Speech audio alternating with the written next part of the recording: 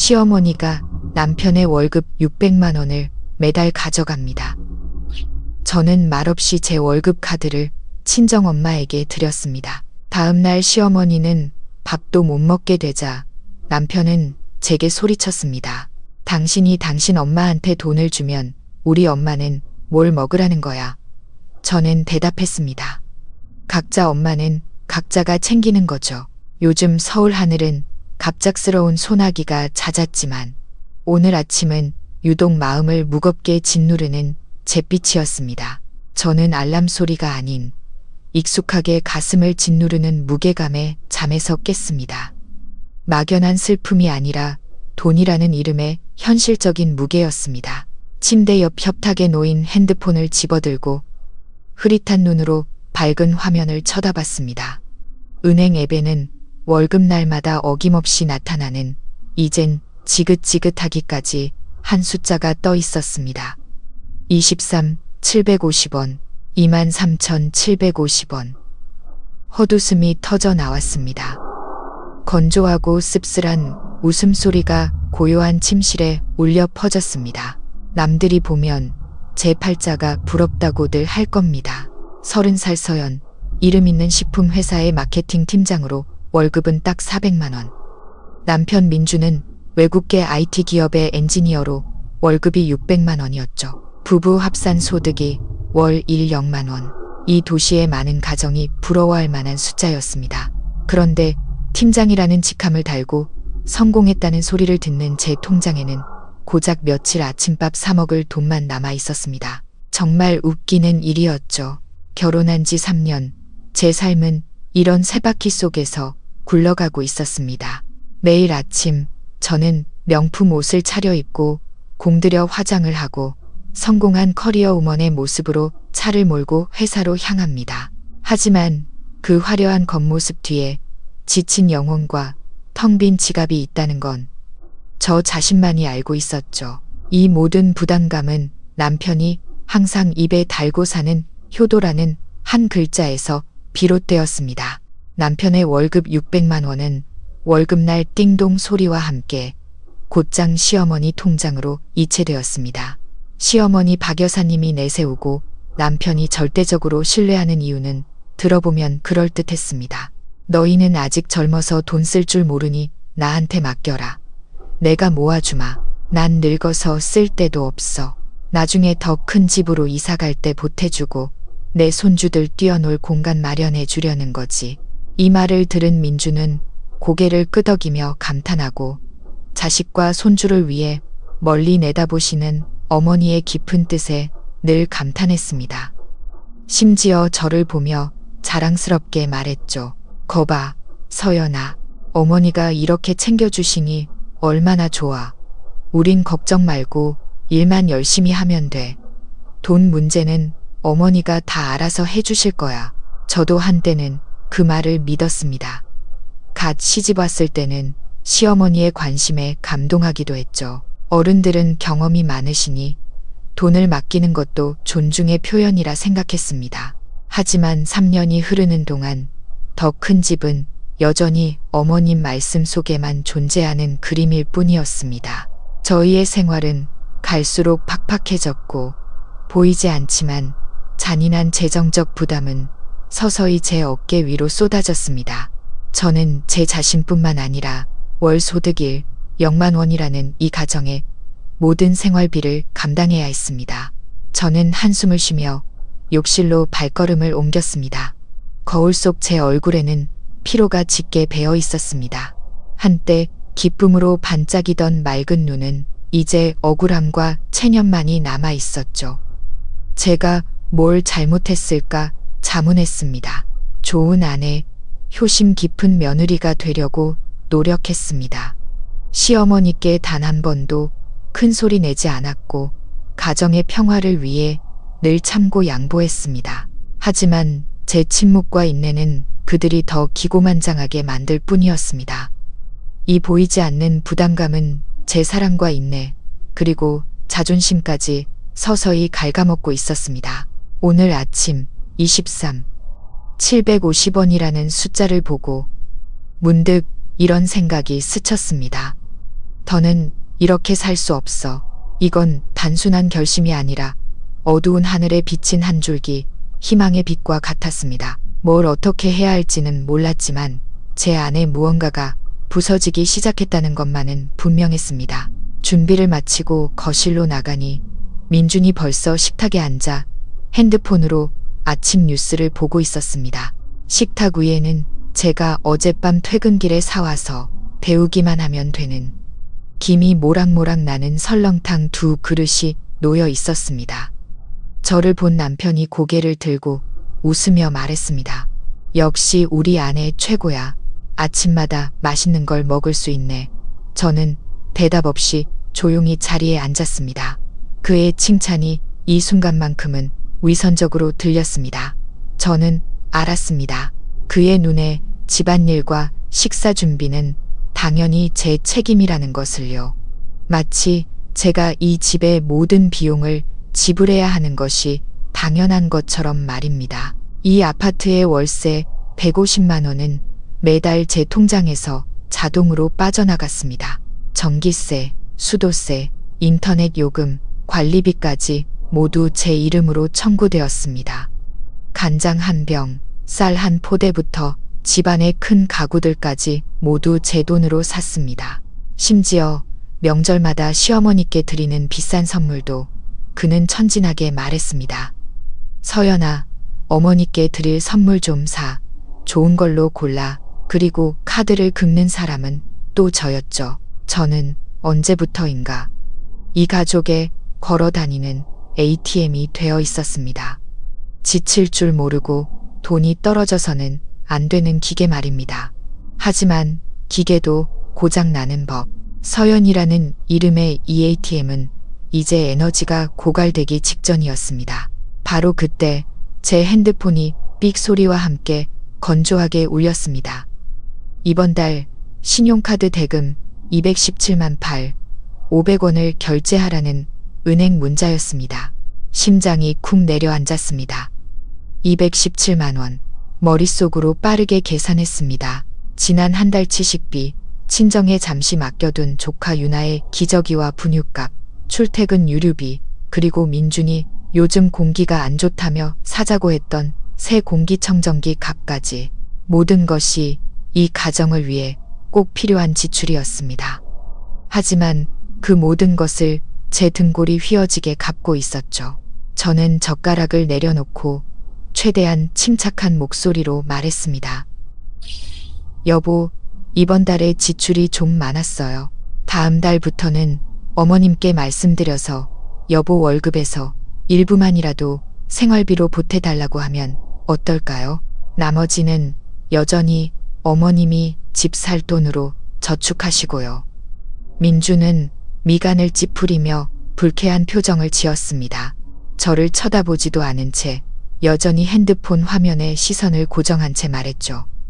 또 돈 얘기야? 그렇게까지 계산적으로 굴어야 해? 내 월급은 어머니가 우리 미래를 위해서 관리해 주시는 거잖아. 손해볼 거 하나도 없어. 그냥 당신이 쓰고 부족하면 내가 어머니께 달라고 할게. 어머니께 달라고 한다고요? 뜨거운 기운이 머리끝까지 치솟는 기분이었습니다. 말은 참 쉽게 하네요. 그럼 내가 돈이 필요할 때마다 어머님께 손을 벌리라는 거예요?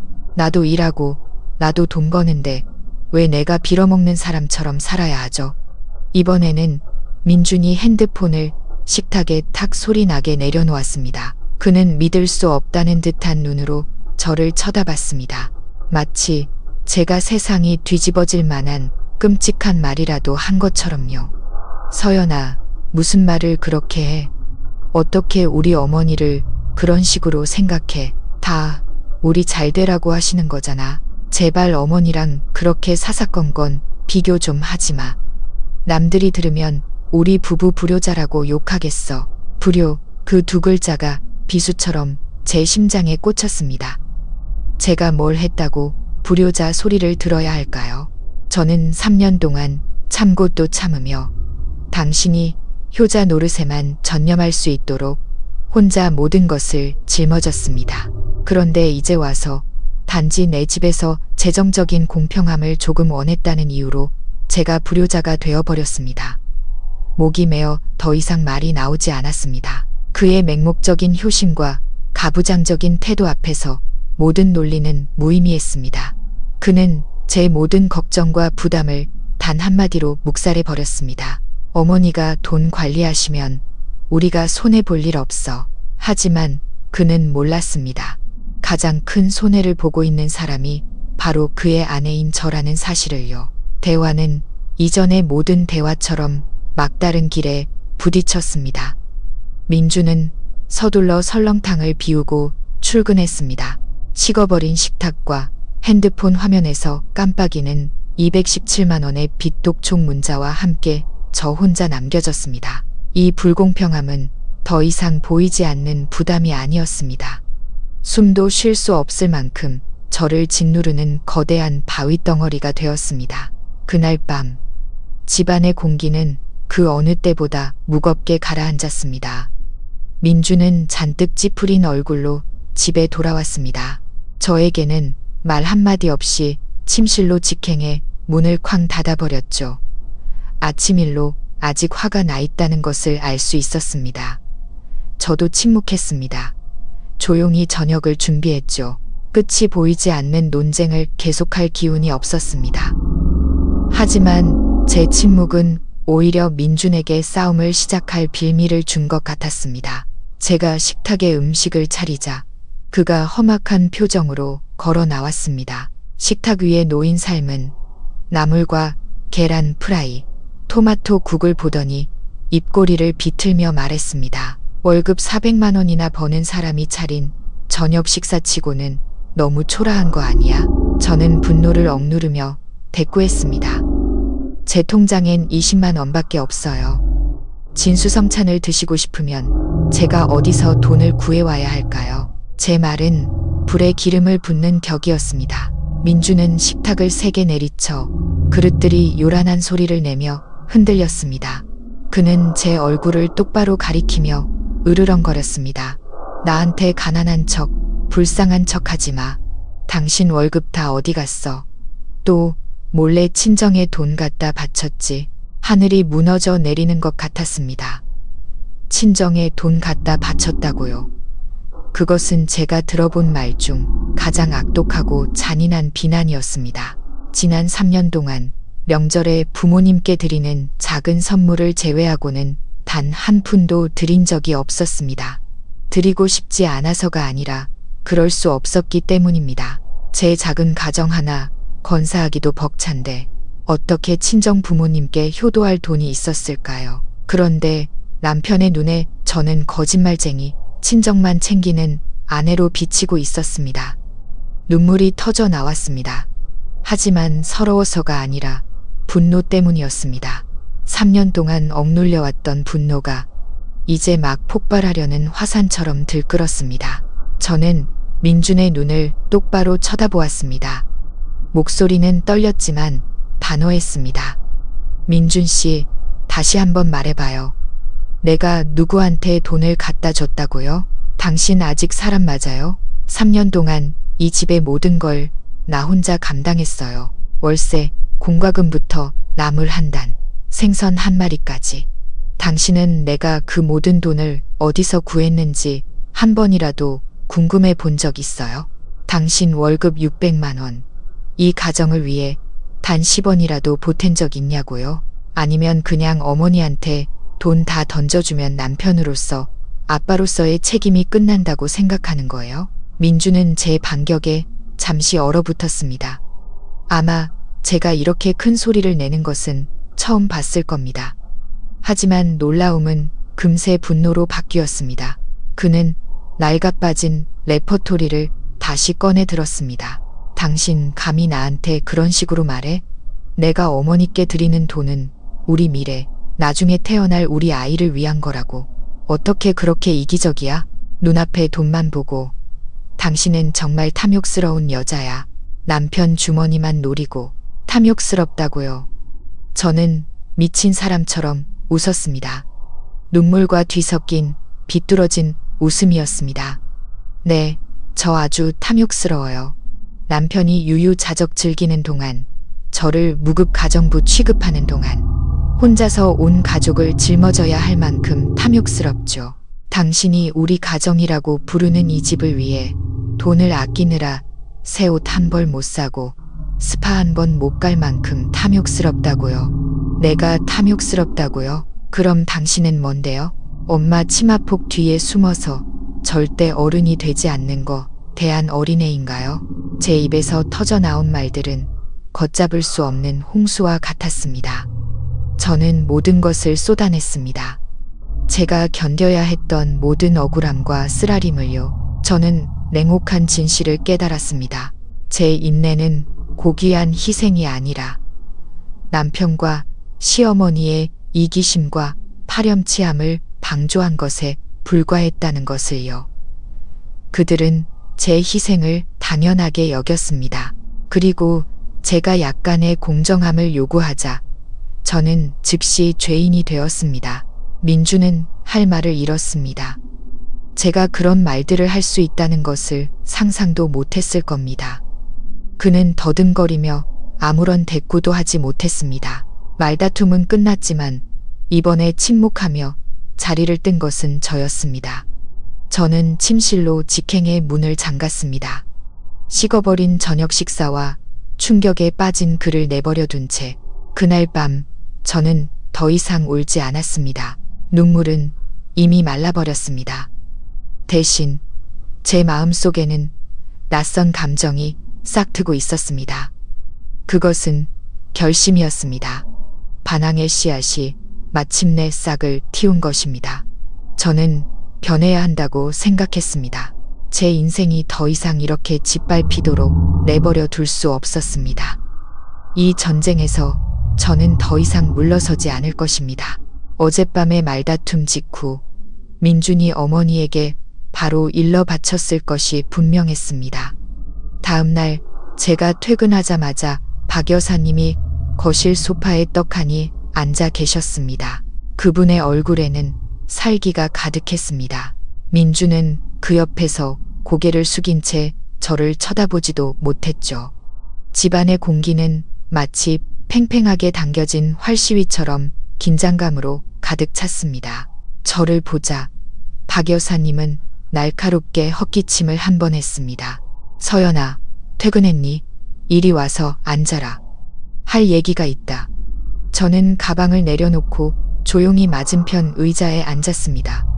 또 한바탕 폭풍이 몰아칠 것을 직감했습니다. 박 여사님은 빙빙 돌리지 않고 바로 본론으로 들어갔습니다.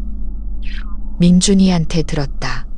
네가 요즘 집안 돈 문제에 불만이 많다고. 네, 서방 월급이 집에 아무 보탬이 안 된다고 불평했다며. 저는 차분하게 대답했습니다. 어머님, 불만이 있는 게 아닙니다. 그냥 민준 씨와 집안 지출을 좀 더 합리적으로 조절하는 것에 대해 상의하고 싶었을 뿐이에요. 합리적, 박 여사님은 비웃음을 지었습니다. 그 미소에는 조롱이 가득했습니다. 말 한번 번지르르하게 하는구나. 그럼 내가 얼마나 합리적으로 돈을 쓰는지 한번 보자. 그러면서 가방에서 영수증 뭉치를 꺼냈습니다. 저는 그것들이 제가 늘 가계부 책상 위에 끼워두던 마트와 편의점 영수증이라는 것을 바로 알아차렸습니다. 민준이 가져다 준 게 틀림없었죠. 그녀는 영수증 한 장을 들어 올리며 눈을 가늘게 뜨고 읽었습니다. 수입 유기농 우유 한 팩에 12영원, 유기농 채소 한 줌에 8영원, 노르웨이산 연어 백깅에 30영원. 네가 돈을 이렇게 물쓰듯 쓰니 어느 돈이 남아나겠니? 부부 둘이 사는 집이 임금님 수라상보다 더 화려하구나. 그러니 맨날 돈 없다고 징징대지. 돈이 다 이런 사치품 사는데 들어갔으니 그렇지. 피가 거꾸로 솟는 기분이었습니다. 저는 민준이 야근이 잦아 몸보신을 위해 좋은 우유를 샀습니다. 가족의 건강을 위해 유기농 채소를 샀습니다. 제가 한 모든 것은 이 가정을 위한 것이었습니다. 그런데 그녀의 입을 거치자 저는 낭비벽 심하고 사치만 아는 여자가 되어 있었습니다. 어머님, 이것들은 다 먹는 거고 건강을 위한 거예요. 민준 씨가 힘들게 일하는데 영양가 있는 음식을 먹이고 싶었어요. 그리고 유나도 아직 어린데 좋은 걸 먹여야죠. 저는 애써 설명했습니다. 유나, 또 그의 얘기냐? 박 여사님이 소리쳤습니다. 걔는 내 조카지, 내 친손녀가 아니야. 그런데도 네가 아주 공주님 대접을 하는구나. 얹혀 사는 주제에 요구하는 것도 많아. 그녀의 말은 제 뺨을 정면으로 후려치는 것 같았습니다. 유나는 제 언니의 딸입니다. 언니 부부가 먼 곳에서 사업을 하다 어려워져 잠시 제게 아이를 맡긴 것이었죠. 저는 조카를 친딸처럼 아끼며 항상 최고의 것만 해주려 했습니다.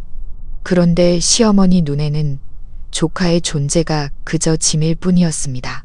그날 저녁 식사는 무서울 정도로 조용한 분위기 속에서 진행되었습니다. 제가 사온 연어에는 아무도 젓가락을 대지 않았습니다. 숨막히는 분위기를 깨기 위해 저는 용기를 내어 제안했습니다. 어머님, 우리 집에 식기세척기 하나 사는 거 어때요? 요즘 일이 바빠서 식기세척기가 있으면 훨씬 편할 것 같아요. 그러자 즉시 박 여사님은 극렬하게 반대했습니다. 목소리가 쩌렁쩌렁 울렸죠. 쓸데없는 소리. 그 기계 사서 전기세, 수도세만 낭비하게. 그릇 몇 개 씻는 게 힘들다고 기계를 들여? 정말 게을러 빠져서는 돈 쓸 궁리만 하는구나. 저는 민준을 쳐다보았습니다. 제 편을 들어주길 바라는 마음에서였죠. 하지만 아니었습니다.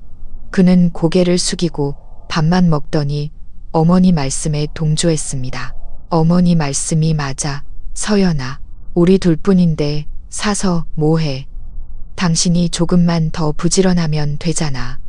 남편의 말을 듣는 순간 심장이 꽉 조여오는 것 같았습니다. 우리 둘뿐. 그는 그 말을 너무나 태평하게 내뱉었습니다. 그는 저를 아내, 함께 가정을 꾸려가는 동반자로 여기지 않았습니다. 그저 자신과 자기 어머니를 섬기고 기쁘게 해야 할 책임이 있는 가정부로 여겼을 뿐입니다. 마지막 한 방울의 물이 잔을 넘치게 했습니다. 더 이상 분노도 느껴지지 않았습니다. 오직 공허함과 절망만이 남았습니다. 제 집에서 저는 아무것도 결정할 권리가 없었습니다. 저는 이 집의 주인이 아니라 그저 가정부에 불과했습니다. 저녁 식사 후 저는 조용히 설거지를 했습니다. 시어머니는 돌아갔지만 그녀의 날카로운 말들은 여전히 귓가에 맴돌았습니다. 민주는 거실에서 헤드폰을 끼고 컴퓨터 화면에 몰두해 있었습니다. 시끄러운 음악 소리와 어떤 여자의 교태 섞인 목소리가 희미하게 들려왔습니다. 또 게임 스트리머 방송을 보고 있는 게 분명했습니다. 저는 부엌에 서서 차가운 물에 양손을 담그고 있었습니다. 기름때와 음식물 쓰레기, 냄새가 코를 찔러 헛구역질이 났습니다. 산더미처럼 쌓인 그릇들을 보며 기진맥진했습니다. 식기세척기 하나만 있었더라면, 단 하나의 식기세척기만 있었더라면 조금이라도 쉴 시간을 가질 수 있었을 텐데. 책을 읽거나 아니면 그냥 아무것도 하지 않을 수 있었을 텐데요. 하지만 그렇게 작고 정당한 소망조차도 무참히 짓밟혔습니다. 그들은 저를 게으르고 낭비가 심하다고 말했습니다. 바로 그때 거실에서 특별한 소리가 들려왔습니다. 라이브 스트리밍 플랫폼의 선물 효과음이었습니다. 저는 호기심에 곁눈질로 밖을 내다보았습니다.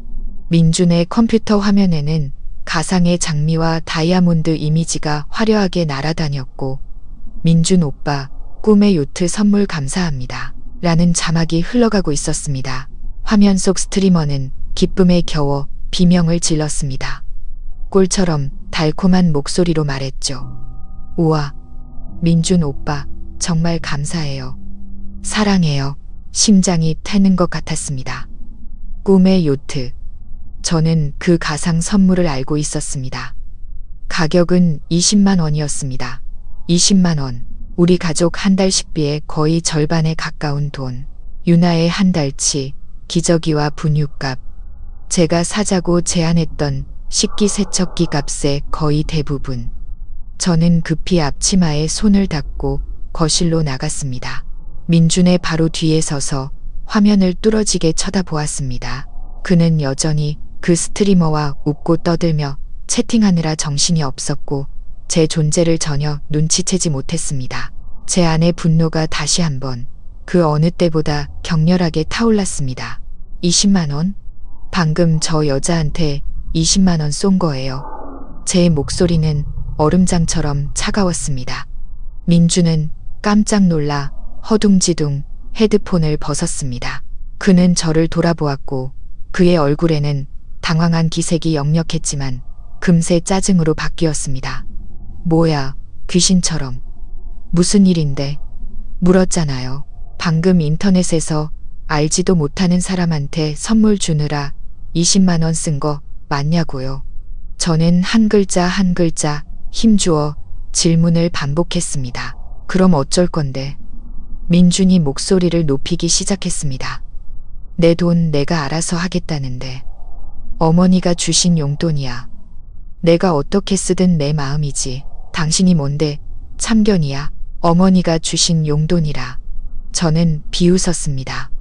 그 돈이 어디서 났는데요. 그건 당신 월급이고 당신 땀방울이고 우리 부부의 공동재산이에요. 당신은 모르는 사람한테 20만 원을 창문 밖으로 던져버릴 수 있으면서 아내가 힘든 걸 덜어주기 위해 30만 원짜리 식기세척기 사는 건 반대예요. 당신 스스로도 말이 안 된다고 생각하지 않아요? 미쳤어. 민준이 벌떡 일어섰습니다. 얼굴이 시뻘겋게 달아올랐죠. 그는 제 어깨를 세게 밀쳐 저는 비틀거리며 넘어질 뻔했습니다. 식기세척기 하나 가지고 계속 잔소리야. 비교할 걸 비교해야지. 이건 내 오락이고 개인적인 취미라고. 이해 못하면 그냥 입 다물어. 여자들은 왜 이렇게 피곤하게 굴어. 그는 저를 미쳤다고 피곤하다고 욕했습니다. 저를 밀쳐냈습니다. 그 순간 제 안의 모든 것이 산산조각 났습니다. 이건 단순히 돈 문제가 아니었습니다. 이건 배신이었습니다. 그는 저를 전혀 존중하지 않았고 제 고생에 전혀 관심이 없었습니다. 그의 눈에는 인터넷상의 가상적인 즐거움이 평생을 함께할 아내보다 더 중요했던 것입니다. 저는 더 이상 아무 말도 하지 않고 조용히 부엌으로 돌아갔습니다. 더 이상 싸울 힘이 없었습니다. 고통과 극심한 실망감이 제 온 마음을 잠식했습니다. 저는 차가운 물에 담가 빨갛게 부어오른 제 두 손을 내려다 보았습니다. 그리고 화면 위에서 반짝이던 20만 원짜리 선물을 떠올렸습니다. 제 통장에 얼마 안 되는 잔액이 머릿속에 스쳐 지나갔습니다. 제가 정말 어리석었다고 느꼈습니다. 전혀 가치 없는 남자를 위해 믿고 희생하고 인내했던 제가 너무나도 어리석었습니다. 그날 밤 저는 마지막 남은 그릇 더미를 씻어냈고 동시에 이 치욕적인 삶도 씻어내기로 결심했습니다. 사건은 여름 장마가 갑자기 몰아쳐 도시 전체가 비바람에 잠긴 어느 주말 밤에 터졌습니다. 새벽 2시쯤 악몽으로 뒤척이며 얕은 잠에 빠져있던 저는 유나의 날카로운 울음소리에 잠에서 깼습니다. 저는 벌떡 일어나 아이 방으로 달려갔습니다.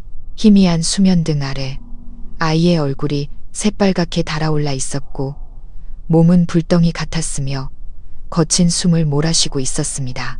저는 허둥지둥 아이의 이마에 손을 얹었고 타는 듯한 열기에 심장이 쿵 내려앉았습니다. 고열경련, 그 두 단어가 머릿속에 떠오르자 온몸이 얼어붙었습니다. 민준 씨, 빨리 일어나. 유나가 열이 너무 높아. 저는 옆에서 깊이 잠든 남편을 세차게 흔들었습니다. 민준은 잠결에 눈을 뜨며 중얼거렸습니다. 무슨 일이야? 이 새벽에 유나가 경련을 일으키고 있어요. 당장 병원에 가야 해요. 제 목소리는 두려움에 갈라져 나왔습니다. 경련이라는 두 글자를 듣자 민준은 용수철처럼 튀어올랐습니다. 그는 허둥지둥 옷을 입었습니다. 저도 정신없이 아이의 옷을 찾으며 아이를 달래는 동시에 온몸을 떨었습니다. 급하게 가방을 집어들었지만 끔찍한 사실 하나가 떠올랐습니다. 현금이 없었습니다. 지갑에는 잔돈 몇 푼이 전부였고 은행 계좌는 텅 비어 있었습니다. 미친 듯이 핸드폰을 찾았지만 어젯밤 너무 피곤해서 충전을 잇는 바람에 전원이 꺼져 있었습니다. 여보, 현금 있어요? 나 돈이 하나도 없어.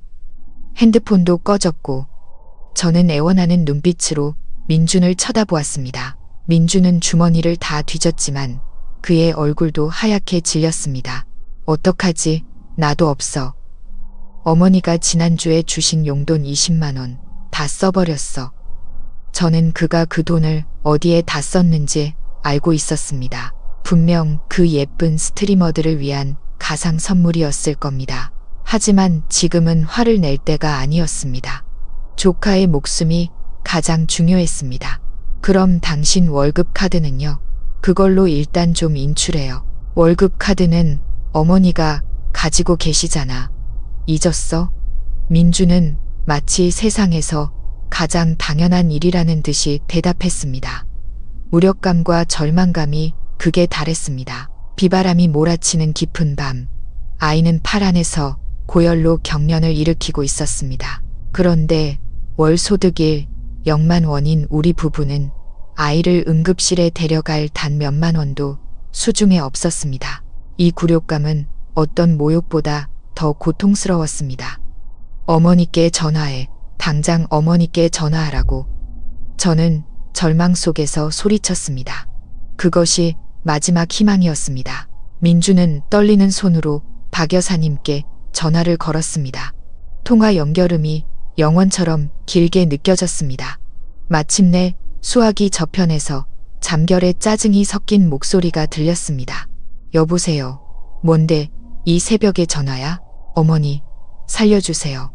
민준이 다급하게 말했습니다. 유나가 고열로 경련을 일으켜요. 당장 병원에 가야 하는데 저희 둘 다 돈이 한 푼도 없어요. 어머니, 돈 좀 보내주실 수 있으세요? 수화기 저편에서 잠시 침묵이 흘렀습니다. 그리고 박 여사님이 혀를 차는 소리가 들렸고 그 뒤로 전화기 너머로 잔인할 정도로 차가운 목소리가 들려왔습니다. 스피커폰이 아니었음에도 저는 똑똑히 들었습니다. 에이그, 난 또 뭐라고. 고작 그거 가지고 엄마를 깨워. 나 지금 친구들이랑 노래방 와서 노는 중이야. 너희들 일 신경 쓸 시간 없어. 그리고 걔가 내 친손녀도 아닌데 뭘 그렇게 호들갑이야. 네 처족하잖아. 신경 쓰지 말고 알아서들 해. 뚝. 그녀는 무정하게 전화를 끊었습니다. 저는 그 자리에 못 박힌 듯 서서 눈물을 뚝뚝 흘렸습니다. 내 친손녀도 아닌데 뭘 신경 써. 그 말은 수천 개의 바늘이 되어 제 심장을 찔렀습니다. 그녀의 눈에는 친구들과의 유흥이 어린아이의 생명보다 더 중요했던 것입니다. 이 집안에서는 친가와 외가라는 두 글자로 사람의 목숨값까지 정해졌던 것입니다. 민주는 넋이 나간 사람처럼 서 있었습니다. 핸드폰이 손에서 미끄러져 바닥에 떨어졌습니다. 그는 저를 쳐다보았고 그 눈에는 당혹감, 수치심, 그리고 무력감이 뒤섞여 있었습니다. 저는 더 이상 그를 쳐다보지 않았습니다. 그의 핸드폰을 빌려 가장 친한 친구에게 전화를 걸었습니다. 지혜야, 나 좀 살려줘. 우리 유나가 응급실에 가야 해. 나한테 300만 원만 보내줄 수 있을까? 나 돈이 한 푼도 없어. 저는 흐느껴 울었습니다. 친구는 아무것도 묻지 않고 단 한마디만 했습니다. 계좌번호 불러. 5분 안에 보내줄게. 어느 병원이야? 바로 갈게. 전화를 끊고 저는 더 이상 서 있을 힘이 없었습니다. 바닥에 주저앉아 품 안에서 떨고 있는 유나를 꼭 껴안았습니다. 그날 밤 쏟아지는 빗속에서 저는 가족이라는 이름의 완전한 붕괴를 느꼈습니다. 한밤중에 친구에게 돈을 빌려야 하는 굴욕감, 시어머니의 잔인함, 그리고 옆에 있는 남편의 무능함, 이 모든 것이 합쳐져 제 마지막 인내의 끈을 끊어버리는 치명적인 칼날이 되었습니다. 새벽 3시의 병원 복도는 차갑고 텅 비어 있었습니다. 형광등의 창백한 불빛이 냉기 어린 타일 바닥을 비추며 분위기를 더욱 스산하게 만들었습니다. 유나는 다행히 의사들의 신속한 처치 덕분에 경련을 멈추고 병실에서 링거를 맞으며 누워 있었습니다.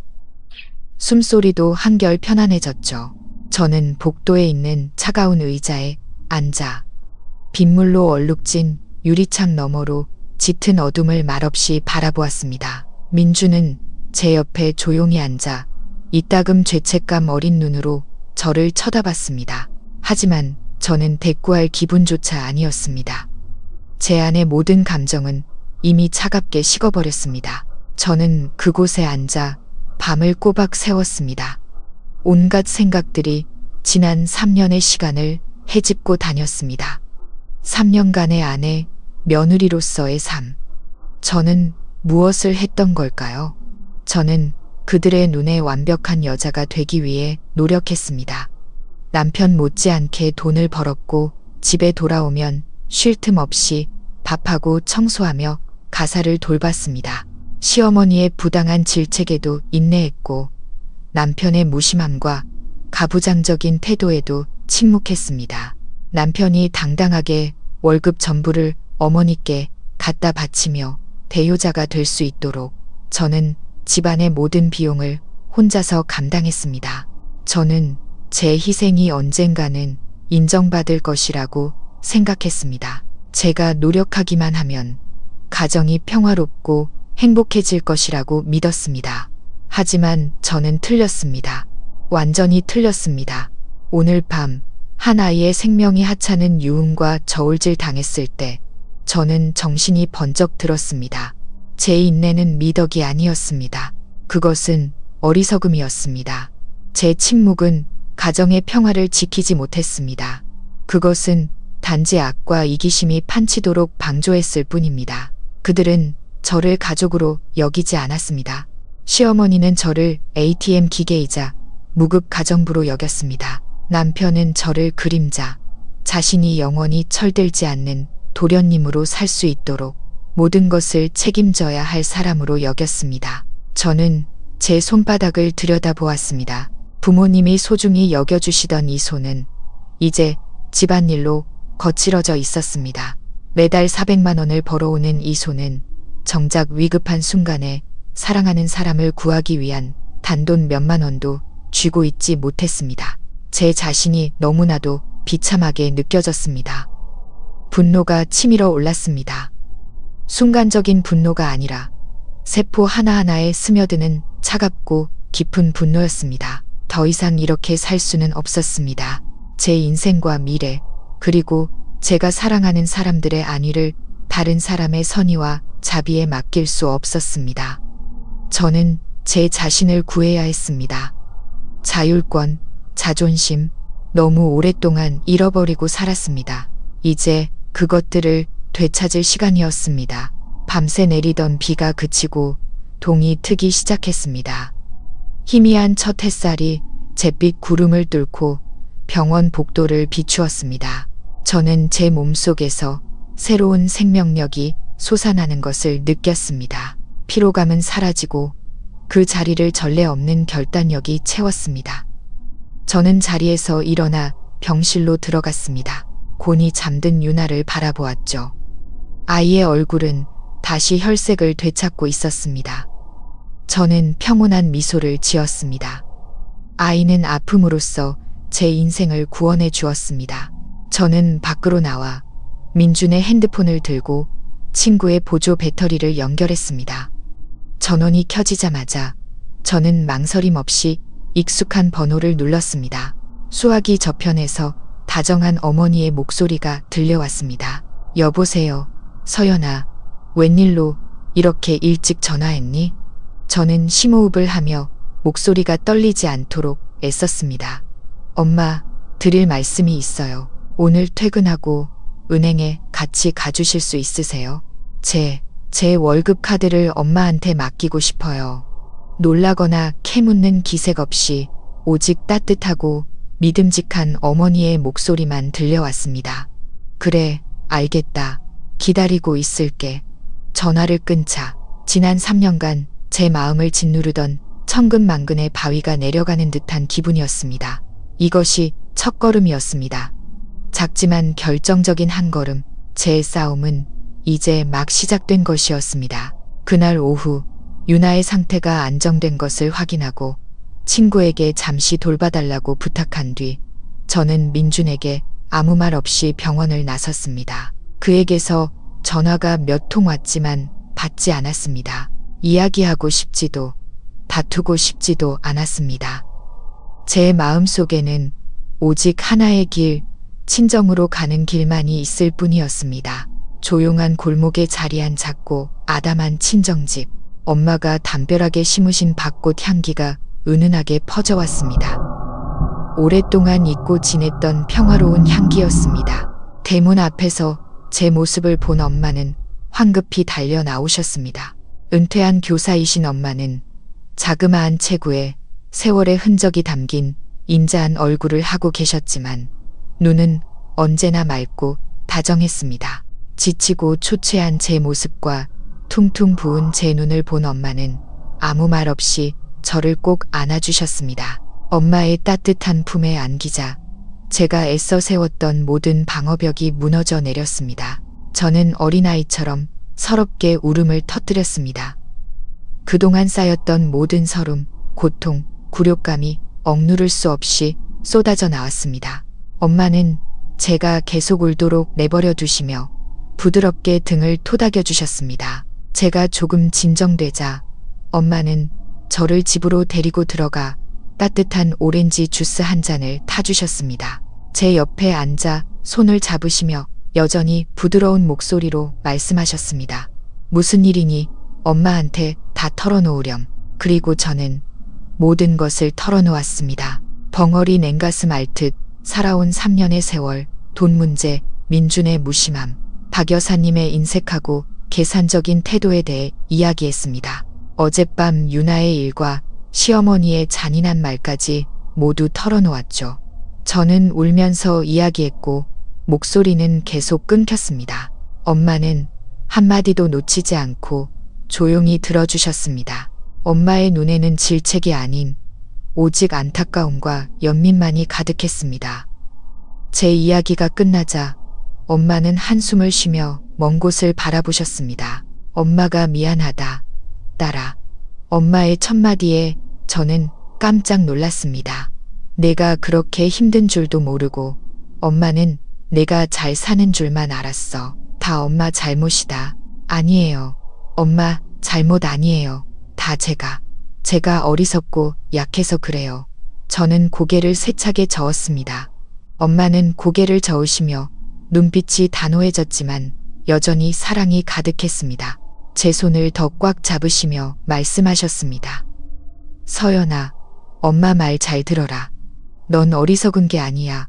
넌 그저 너무 착하고 가족이라는 두 글자를 너무 소중히 여겼을 뿐이야. 하지만 얘야, 진정한 가족은 존중과 사랑, 그리고 평등 위에서 세워져야 한단다. 넌 아내로서, 며느리로서의 도리를 다했지만 그들은 남편으로서, 시어머니로서의 책임을 다하지 않았어. 엄마는 잠시 말을 멈추고 이어가셨습니다. 엄마의 말씀 한마디 한마디가 제 마음에 깊이 새겨졌습니다. 오늘 네가 엄마에게 월급 카드를 맡기기로 한 결정, 엄마는 전적으로 지지한다. 여자는 어떤 시대에 살든 절대 자신의 경제적 자립을 포기해서는 안 돼. 기억하렴. 돈은 단순히 돈이 아니야. 그건 자신감과 자존심, 그리고 자신의 삶을 선택할 권리를 의미한단다. 내 손에 돈이 있어야 내 목소리에 힘이 실리는 거야. 그리고 엄마는 제 눈을 똑바로 보시며 단호한 목소리로 말씀하셨습니다. 두려워하지 마라. 앞으로의 길이 힘들 수도 있겠지만 넌 혼자가 아니야. 엄마가 항상 내 곁에서 가장 든든한 버팀목이 되어줄게. 네가 옳다고 생각하는 일을 하렴. 엄마는 널 믿는다. 엄마의 말씀은 메말랐던 제 영혼을 적시는 단비와 같았습니다. 3년 만에 처음으로 저는 혼자가 아니라고 느꼈습니다. 기댈 곳이, 돌아갈 곳이 있었습니다. 저는 마지막 눈물을 닦아냈고 마음속에서 이상한 힘이 솟아나는 것을 느꼈습니다. 저는 이제부터 더 이상 남들이 마음대로 털을 깎도록 내버려 두는 순한 양이 아닐 것이었습니다. 제 삶을 위해 싸우는 전사가 될 것입니다. 저는 엄마 어깨에 머리를 기댔고 완전한 평화를 느꼈습니다. 3년 동안 어깨를 짓누르던 무거운 짐이 벗겨지는 듯했습니다. 내일은 새로운 날이 될 것입니다. 그날 친정에서 돌아온 저는 완전히 다른 마음가짐으로 우리 아파트로 돌아왔습니다. 더 이상 체념하지도 억울해하지도 않았습니다. 대신 차가울 정도로 평온한 마음이었습니다. 저는 민준에게 월급 카드를 엄마에게 맡긴 것에 대해 아무 말도 하지 않았습니다. 그도 묻지 않았죠. 아마 병원에서의 그 밤 이후로 죄책감을 느껴 저에게 시비를 걸 용기가 없었을 겁니다. 그렇게 며칠 동안 숨 막히는 침묵 속에서 시간이 흘렀습니다. 그리고 제 계획이 시작되었습니다. 긴축 재정 정책을 실행한 첫날, 저는 평소보다 늦게 퇴근했습니다. 민주는 이미 집에 와서 초조한 표정으로 TV를 보고 있었습니다. 저를 보자마자 그가 물었습니다. 왔어? 뭐 먹을 거 없어? 배고파. 죽겠네. 저는 태연하게 대답했습니다. 너무 피곤해서 장을 못 봤어요. 냉장고에 라면 몇 개 있으니 끓여 먹어요. 그러고는 침실로 직행해 문을 닫아버렸습니다. 거실에서 민준이 무언가 투덜거리는 소리와 냄비가 달그락거리는 소리가 들렸습니다. 잠시 후 익숙한 라면 냄새가 방 안으로 퍼졌습니다. 저는 입꼬리를 올리며 웃었습니다. 이건 시작에 불과했습니다.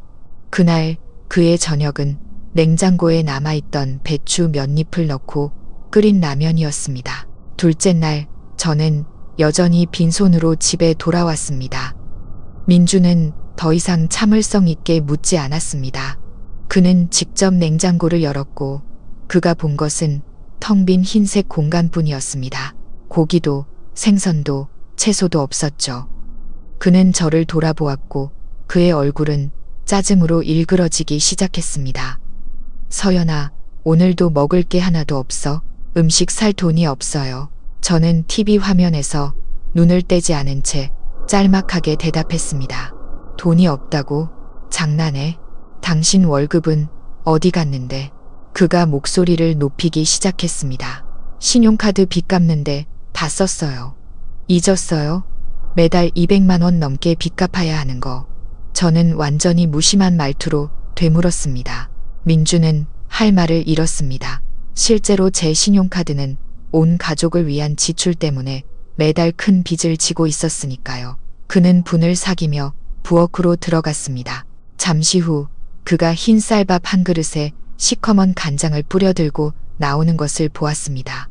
그는 화가 난 듯 밥을 먹으며 이따금 저를 불쾌하게 쏘아보았습니다. 저는 신경 쓰지 않았습니다. 이상하게도 마음이 통쾌했습니다. 절정은 셋째 날이었습니다. 저는 일부러 일찍 퇴근해서 깨끗하게 씻고 소파에 다리를 꼬고 앉아 로맨스 영화를 보고 있었습니다. 냉장고는 어제처럼 텅 비어 있었죠. 민준이 돌아왔을 때 그는 서류 가방을 소파에 신경질적으로 던졌습니다. 제가 유유자적 영화를 보고 있는 것을 보자 그의 분노가 폭발했습니다. 하지만 그가 입을 열기 전에 제가 먼저 말했습니다. 당신 저녁 식사는 식탁 위에 있어요. 민주는 식탁을 쳐다보았습니다. 그 위에는 가장 싼 종류의 컵라면 하나가 놓여 있었습니다. 심지어 뜨거운 물도 붓지 않은 마른 면과 수프만 덩그러니 놓여 있었죠. 물은 언제 식었는지 차갑게 식어 있었습니다. 그는 컵라면을 보고 저를 보았습니다. 그의 눈빛은 불꽃이 튈 것 같았습니다. 서연아, 너 지금 뭐 하는 짓이야? 그가 고함을 질렀습니다. 저는 태연하게 영화를 일시 정지하고 그의 눈을 똑바로 쳐다보았습니다. 내가 할 수 있는 최선을 다한 거예요. 내 주머니엔 10원 한 장 없어요. 먹고 싶으면 당신이 직접 벌어서 사드세요. 그러고는 다시 영화 재생 버튼을 눌렀습니다. 그의 존재를 완전히 무시한 채 민주는 거실 한가운데에 못 박힌 듯 서 있었습니다. 얼굴이 붉어졌다 창백해졌죠. 그는 대접받는 것에 익숙했고 제가 준비한 따뜻하고 정성스러운 식사에 익숙했습니다. 3일간의 궁핍한 생활은 거구의 그를 인내심의 한계로 몰아넣었습니다. 당혹감, 불쾌감, 그리고 분노가 그의 얼굴에 역력했습니다. 그는 무슨 일이 일어나고 있는지 이해하지 못했습니다. 항상 온순하고 인내심 있던 아내가 왜 갑자기 이렇게 낯설고 강경하게 변했는지 이해할 수 없었습니다. 민준의 분노는 마침내 억누를 수 없게 되었습니다. 그는 다가와 제 손에서 리모컨을 확 낚아채 TV를 꺼버렸습니다. 방은 순식간에 침묵에 잠겼고 오직 그의 분노에 찬 거친 숨소리만 들렸습니다. 너 뭘 원하는 거야? 대체 뭘 하고 싶은 거냐고 말해. 그가 제 얼굴에 소리쳤습니다. 침이 사방으로 튀었죠. 일부러 이러는 거지. 날 괴롭히고 싶은 거지. 당신 월급 400만 원은 다 어디 갔어? 10원 한 장 없다는 말은 하지 마. 저는 천천히 일어나 그와 마주 섰습니다. 제 침착함이 그를 더욱 미치게 만드는 것 같았습니다. 저는 핏발이 선 남편의 눈을 깊이 들여다보았습니다. 감정 없는 차가운 목소리로 말했죠. 제 월급이요. 아, 말하는 걸 잊었네요. 당신 월급처럼요. 저도 전부 저희 엄마한테 맡겼어요. 1초, 2초. 시간이 멈춘 듯 했습니다. 민준의 분노에 찬 얼굴이 굳어졌습니다. 그의 눈은 믿을 수 없다는 듯 커졌고 자신이 잘못 들었는지 확인하려는 듯 계속해서 눈을 깜박였습니다. 너 지금 뭐라고 했어? 그는 더듬거리며 말했습니다. 목소리는 이전의 위세등등함은 사라지고 경악만이 남아있었죠. 제 월급 카드를 친정엄마한테 맡겼다고요. 당신도 알다시피 저도 효녀가 되고 싶거든요. 저도 미래를 위해 제 재정을 관리해 줄 사람이 필요하고요. 당신이 항상 그게 옳은 일이라고 말하지 않았나요? 충격. 그것이 지금 민준의 상태를 설명할 수 있는 유일한 단어였습니다. 그는 마치 보이지 않는 힘에 맞은 것처럼 한 걸음, 또 한 걸음 뒤로 물러섰습니다. 그는 저를 마치 낯선 사람처럼 쳐다보았습니다. 그가 자신의 행동을 정당화하기 위해 항상 사용했던 모든 논리를 이제 제가 그대로 그에게 되돌려주고 있었습니다. 그는 제가 틀렸다고 말할 수 없었습니다. 만약 제가 틀렸다고 말한다면 그것은 곧 그가 지금까지 해온 일이 잘못되었다고 스스로 인정하는 셈이니까요. 민주는 완전히 충격에 빠져 아무 말도 하지 못했습니다. 그의 얼굴은 창백해졌다가 파랗게 변했고 입술은 발삭였지만 어떤 소리도 내지 못했습니다. 그는 마침내 깨달았습니다. 그가 항상 자랑스러워하던 효도라는 행동을 그대로 따라하고 있다는 것을, 이 게임을 저도 할 수 있다는 것을 깨달은 것입니다. 저는 더 이상 아무 말도 하지 않았습니다. 할 말은 다 했습니다. 저는 차갑게 돌아서서 침실로 들어갔습니다. 문 잠그는 소리가 건조하게 울리며 저와 그의 공간을 완전히 차단했습니다. 저는 텅 빈 거실에 식어버린 라면과 그가 도저히 삼킬 수 없는 충격적인 진실과 함께 민준을 남겨두었습니다.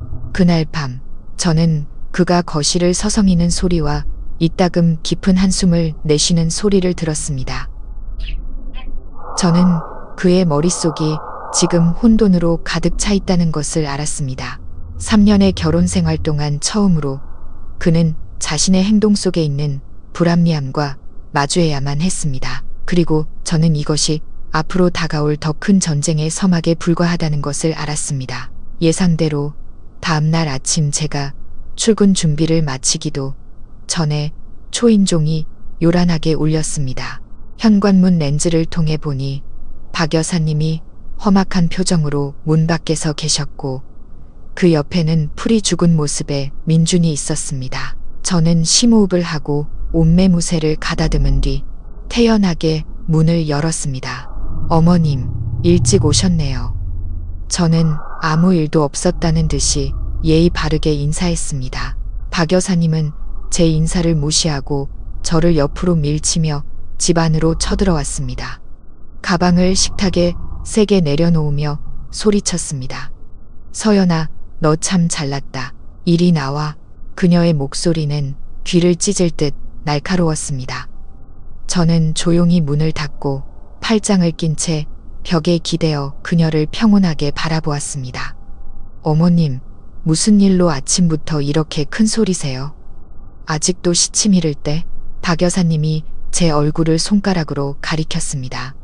시집 온 여자가 친정에 돈을 갖다 바쳐. 이게 무슨 짓이야? 넌 이 집안을 뭘로 보는 거야? 이 배신자 같은 것.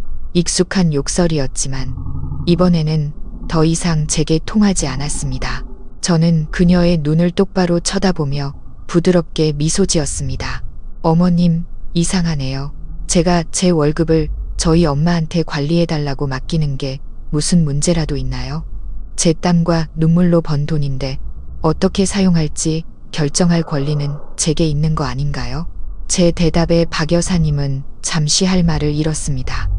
아마 제가 늘 고개 숙이고 침묵하는 것에 익숙해서 이렇게 맞받아칠 줄은 몰랐을 겁니다. 하지만 그녀의 분노는 곧 더욱 격렬하게 타올랐습니다. 너 지금 나한테 말대꾸하는 거냐? 시집 왔으면 남편을 따라야지.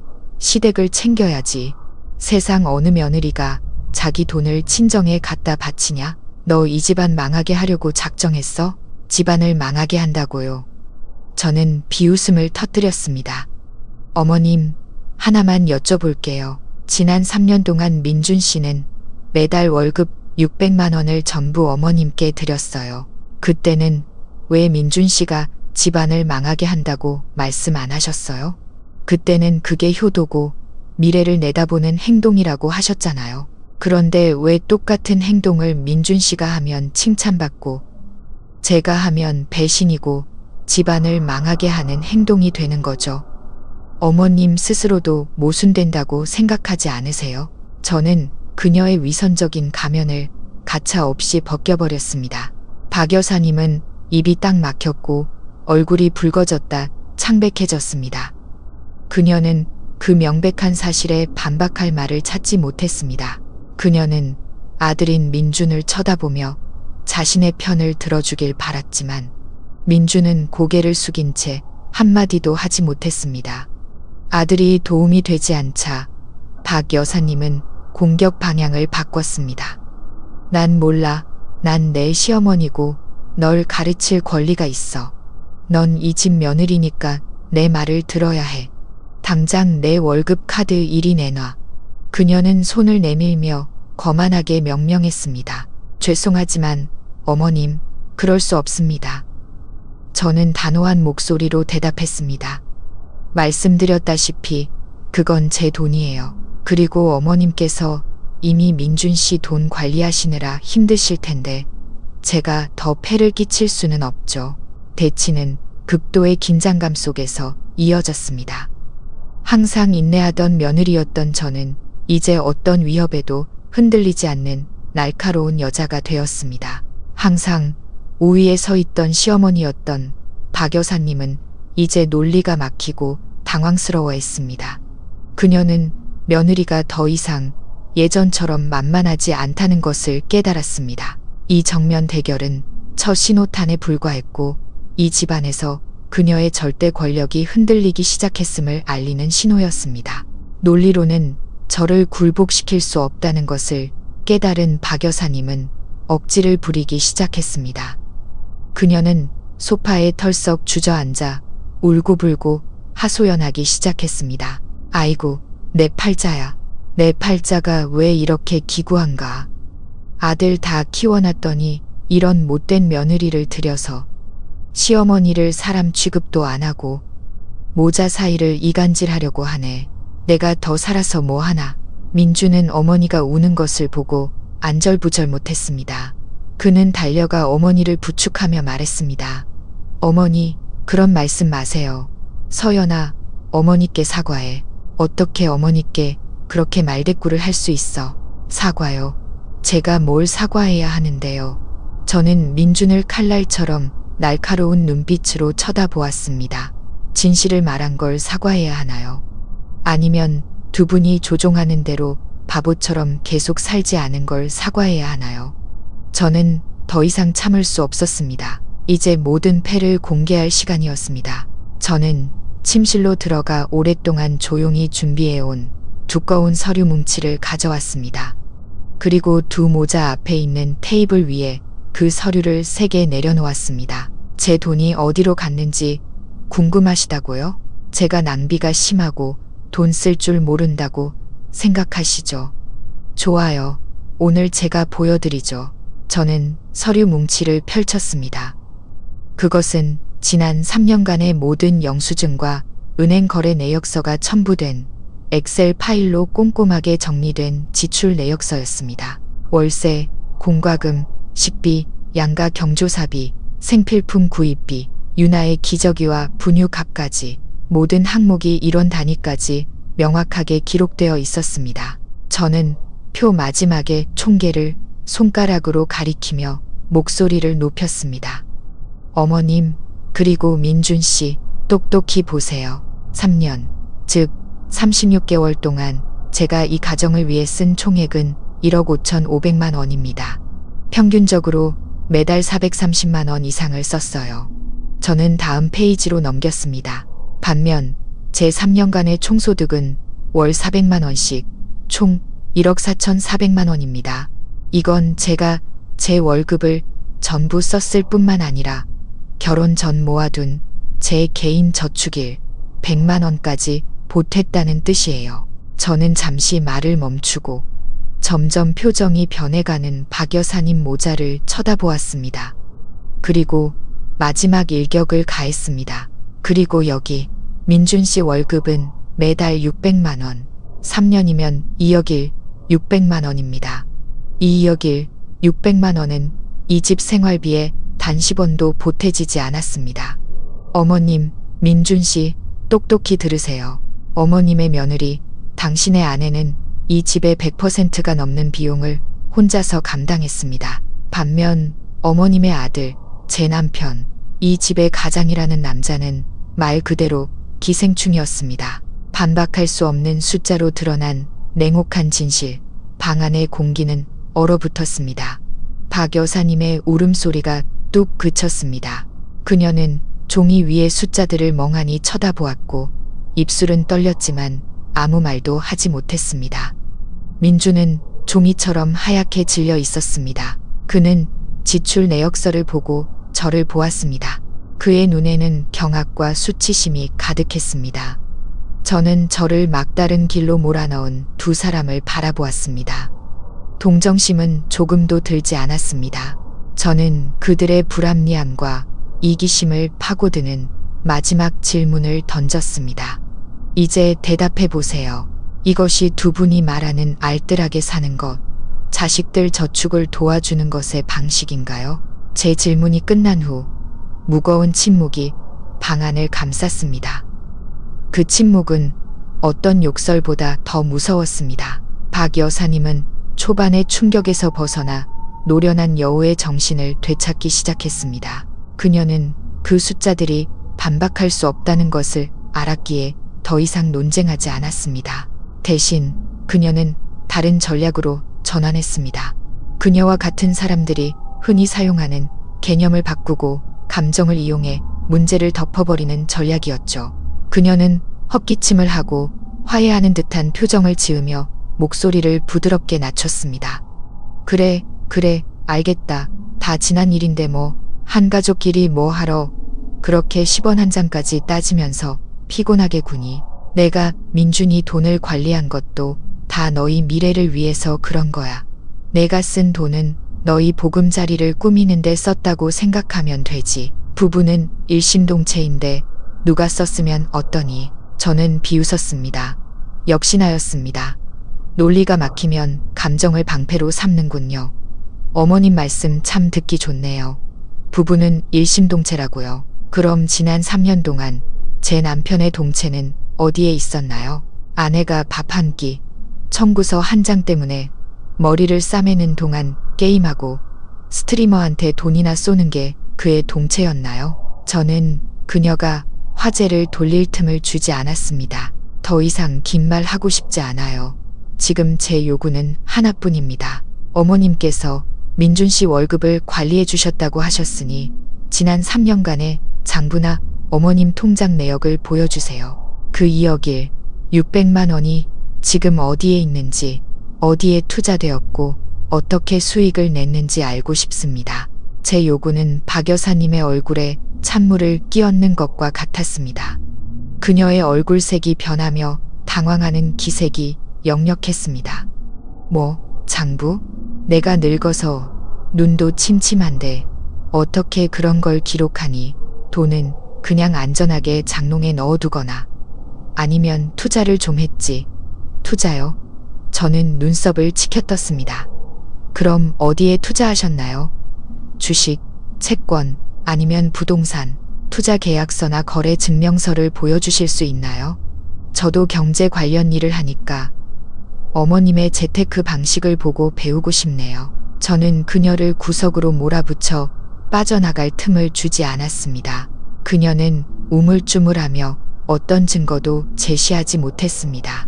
자신이 완전히 궁지에 몰렸다는 것을 깨닫자 그녀의 위선적인 온화한 가면이 사라지고 그 자리를 분노와 뻔뻔함이 차지했습니다.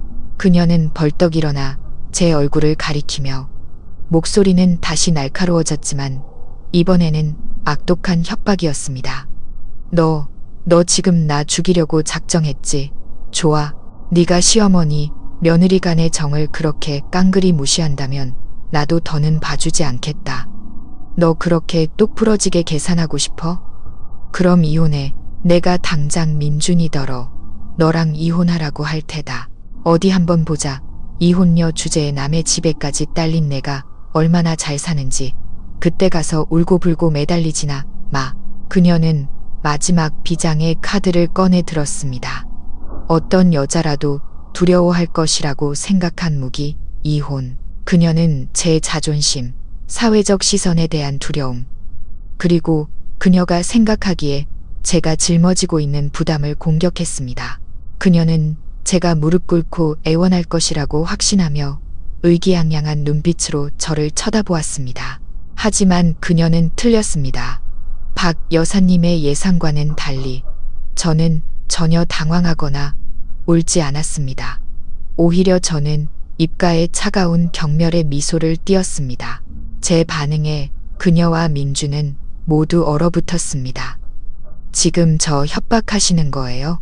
저는 이상할 정도로 차분한 목소리로 되물었습니다. 이혼이요? 저도 바라는 바예요. 저는 여유롭게 제 가방으로 걸어가 아까의 영수증 뭉치보다는 얇지만 그 무게는 10,000배나 더 무거운 다른 서류 뭉치를 꺼냈습니다. 저는 그것을 두 모자 앞 테이블 위에 놓았습니다. 겉표지에는 ABC 법무법인, 혼인 및 가족법, 상담 기록이라고 선명하게 적혀 있었습니다. 어머님께서 민준 씨에게 이혼하라고 하시기 전에 어머님과 민준 씨가 이걸 먼저 읽어보시는 게 좋을 것 같네요.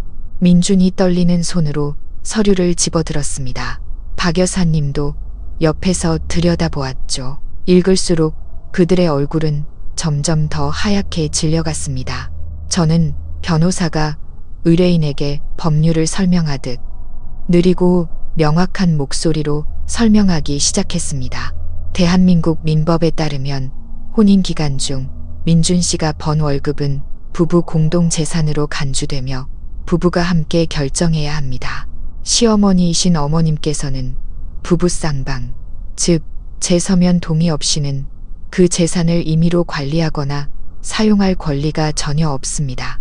저는 넋이 나간 두 사람을 보며 말을 이었습니다.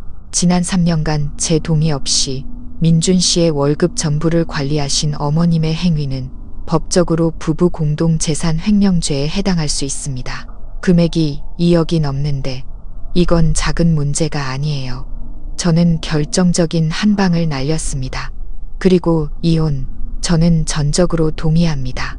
법정에 가면 저는 이 모든 공동재산을 다시 분할해달라고 요구할 겁니다.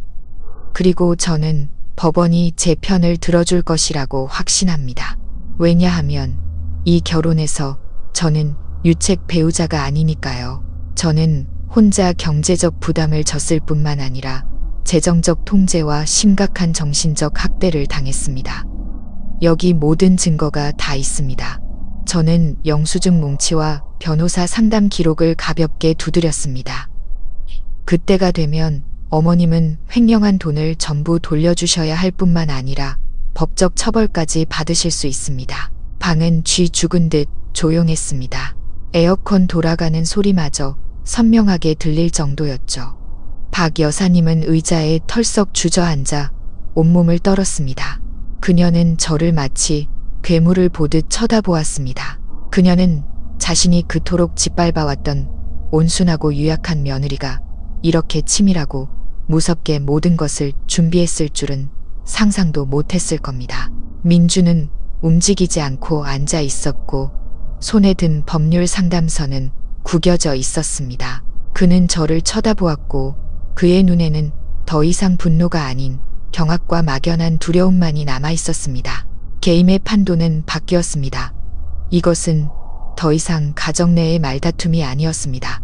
저는 이것을 법적 싸움으로 만들었고 제가 승리를 확신하는 싸움이었습니다. 마지막 카드는 공개되었고 그것은 두 모자의 자신감과 거만함을 완전히 무너뜨리는 치명타였습니다. 박 여사님과 민준이 여전히 법률 용어의 충격에서 헤어나오지 못하고 있을 때 저는 마지막으로 충격적인 진실들을 터뜨리기로 결심했습니다. 제가 오랫동안 남몰래 많은 노력을 기울여 조사한 사실들이었습니다. 저는 그들에게 다시 일어설 어떤 기회도 주고 싶지 않았습니다. 어머님께서는 저희 미래를 위해 돈을 투자하고 관리하셨다고 말씀하셨죠. 그럼 그 미래가 사실 누구를 위한 것이었는지 제가 어머님과 민준 씨에게 알려드리죠. 제 목소리는 감정 없이 얼음장처럼 차가웠습니다. 저는 민준을 똑바로 쳐다보았습니다. 첫째, 2년 전쯤에 친한 친구에게 사업 자금으로 3,500만 원을 빌려줬다고 저에게 말했던 거 기억해요. 그 친구는 존재하지도 않아요. 그 3,500만 원은 어머님께서 당신 월급에서 빼내 당신 형님이 남들 보기 부끄럽지 않게 새 차를 사주는 데 쓰셨어요. 맞죠, 어머님? 박 여사님은 움찔하며 더듬거렸습니다. 그건 내가 잠시 빌린 거야. 나중에 형편 나아지면 갚으려고 했어. 잠시 빌렸다고요? 저는 비웃었습니다. 돈 주인에게 물어보지도 않고 빌리는 게 어디 있나요? 지금까지 단 한 푼도 갚지 않은 게 빌린 건가요? 저는 그들이 정신을 차릴 틈도 주지 않고 계속해서 폭로했습니다. 둘째, 작년에 어머님께서는 당신에게 당신 개인 돈 7억만 원으로 주식 투자를 했다가 전부 잃었다고 말씀하셨죠. 어머님은 울고불고 하소연하셨고 민준 씨는 그런 어머님을 불쌍히 여겨 액된한 셈 치자고 위로까지 했죠. 하지만 진실은 어머님께는 투자할 만한 개인 돈이 없었다는 겁니다. 그 7억만 원도 바로 민준 씨 월급이었어요. 어머님은 아들 돈을 마음대로 가져가 주식시장에서 도박을 하셨고 전부 1차 피해자 행세를 하며 동정심을 얻어내셨죠. 맞죠? 민준은 망연자실했습니다. 그는 어머니를 쳐다보았고 그 눈에는 의심과 상처가 가득했습니다. 그는 자신이 절대적으로 믿었던 어머니가 생각했던 것과는 다른 사람일지도 모른다는 것을 깨닫기 시작했습니다. 하지만 그것은 아직 가장 큰 충격이 아니었습니다. 저는 마지막 가장 잔인한 한 방을 결정적인 순간을 위해 남겨두었습니다. 그리고 마지막으로 가장 중요한 사실입니다. 저는 목소리를 낮춰 긴장감을 고조시켰습니다. 6개월 전에 어머님께서는 우리에게 나중에 손주들을 위해 1억 원짜리 은행 신탁 상품에 가입했다고 말씀하셨죠. 이율이 아주 좋다고요. 하지만 어머님, 세상에 가입자가 은행에 매달 이자를 내야 하는 신탁 상품이 어디 있겠어요. 저는 서류 뭉치에서 마지막 종이 한 장을 꺼냈습니다.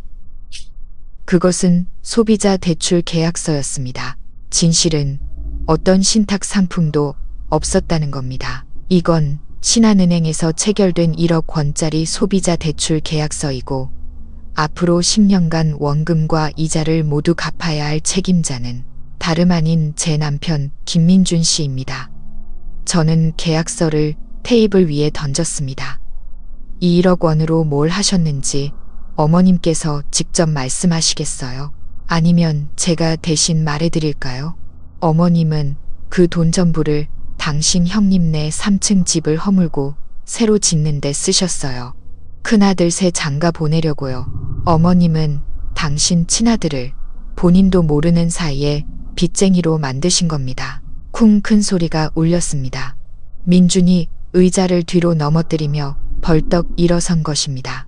그는 테이블 위에 계약서에 달려들었습니다. 그의 눈은 빠르게 글자들을 자신의 이름과 서명을 훑었습니다. 어설프게 위조된 서명. 그의 얼굴은 핏기 하나 없이 하얗게 질렸습니다. 그는 비틀거렸고 온몸이 부들부들 떨렸습니다. 엄마, 말 좀 해봐요. 이거 사실 아니죠, 엄마. 그는 고통과 절망에 찬 목소리로 박 여사님을 돌아보았습니다. 하지만 박 여사님은 고개를 숙인 채 침묵할 뿐이었습니다. 그 침묵은 가장 확실한 자백이었습니다. 민주는 바닥에 주저앉았습니다. 그는 완전히 무너져 내렸습니다. 그는 자신이 단지 ATM 기계가 되었을 뿐만 아니라 그토록 사랑하고 존경했던 어머니에 의해 빚을 짊어진 노새가 되었다는 것을 깨달았습니다. 너무나 잔인하고 냉혹한 진실이 그의 믿음과 세계관을 완전히 산산조각냈습니다. 저는 그 끔찍한 대질 신문이 있던 날 이후로 박 여사님이 겁을 먹고 한동안 조용히 지낼 것이라고 생각했습니다. 하지만 저는 그녀의 뻔뻔함을 과소평가했습니다. 논리나 감정으로 저를 압도할 수 없게 되자 그녀는 가장 마지막이자 가장 비열한 수법, 즉 제 명예를 훼손하는 방법을 사용하기로 결정했습니다. 이틀 후 점심시간에 맞춰 마케팅팀 동료들이 식사하러 나갈 준비를 하고 있을 때 한 사람이 갑자기 사무실로 뛰어들어왔습니다. 박 여사님이었습니다. 그녀는 낡은 옷을 입고 머리는 헝클어지고 얼굴은 초췌했으며 마치 폭풍을 겪은 듯 비참해 보였습니다. 문에 들어서자마자 그녀는 바닥에 주저앉아 울부짖기 시작했습니다. 아이고, 세상 사람들, 와서 좀 보세요. 우리 며느리가 불효막심해서 시어머니를 학대합니다. 이 늙은이가 무슨 죄가 있다고 이렇게 저를 구박하는지 모르겠어요. 시끄럽던 사무실이 순식간에 쥐 죽은 듯 조용해졌습니다. 모든 시선이 저와 바닥에 주저앉아 난동을 부리는 그 여자에게 쏠렸습니다. 동료들은 저를 호기심과 난처함, 그리고 저 불쌍한 노인에 대한 동정심이 섞인 눈으로 쳐다보았습니다. 그녀는 기세등등하게 자신의 연극을 계속했습니다. 비참한 목소리로 하소연했죠. 팀장이라고 월급은 몇백만 원씩 받으면서 시어머니는 굶겨요. 우리 아들이 힘들게 벌어온 돈은 전부 빼돌려서 친정에 갖다 바치고요. 이제는 아들까지 부추겨서 저를 집에서 쫓아내려고 해요. 제 인생이 너무 불쌍해요. 세상에 이렇게 악독한 며느리가 어디 있습니까? 그녀의 말 한마디가 보이지 않는 칼이 되어 저를 찔렀습니다. 피가 거꾸로 솟았습니다. 그녀가 가만히 있지 않을 것이라고 예상은 했지만 이렇게 뻔뻔하게 회사까지 찾아와 수많은 사람들 앞에서 거짓말을 하고 제게 먹칠을 할 줄은 몰랐습니다. 저는 심호흡을 하며 평정심을 유지하려 애썼습니다. 지금 제가 화를 내면 그녀의 함정에 빠지는 것이라는 걸 알았습니다. 저는 자리에서 일어나 울고불고하는 박 여사님 쪽으로 천천히 걸어갔습니다. 주변의 동료들은 수군거리기 시작했습니다. 어머님, 하실 말씀 다 하셨어요. 제 목소리는 이상할 정도로 차분하게 울려 퍼지며 그녀의 독백을 끊었습니다. 그녀는 고개를 들었고 제가 전혀 동요하지 않는 것을 보고 잠시 놀랐지만 이내 다시 소리치기 시작했습니다. 이것 보세요, 여러분. 뉘우칠 줄도 몰라요. 너 이 버릇없는 며느리. 저는 더 이상 아무 말도 하지 않았습니다. 조용히 주머니에서 핸드폰을 꺼냈습니다. 이 상황에 대비해 준비해 두었죠. 저는 재생 버튼을 눌렀습니다. 핸드폰 스피커에서 녹음 파일이 재생되었고 한 글자 한 글자 선명한 음성이 사무실 전체에 울려 퍼졌습니다. 걔가 내 친손녀도 아닌데 뭘 그렇게 호들갑이야. 내 처족하잖아. 신경 쓰지 말고 알아서들 해. 그것은 유나가 아팠던 그날 밤 그녀의 차갑고 잔인한 목소리였습니다. 사무실의 공기는 얼어붙었습니다. 박 여사님의 울음 연기가 갑자기 멈췄습니다. 그녀는 눈을 크게 뜨고 제 손에 들린 핸드폰을 쳐다보았고 얼굴이 하얗게 질렸습니다. 저는 계속해서 다른 녹음 파일을 재생했습니다. 이틀 전 대질신문 때 그녀가 퍼부었던 욕설과 협박이었습니다. 너 지금 나 죽이려고 작정했지? 좋아. 너 그렇게 똑 부러지게 계산하고 싶어? 그럼 이혼해. 어디 한번 보자. 이혼녀 주제에 남의 집 애까지 딸린 내가 얼마나 잘 사는지.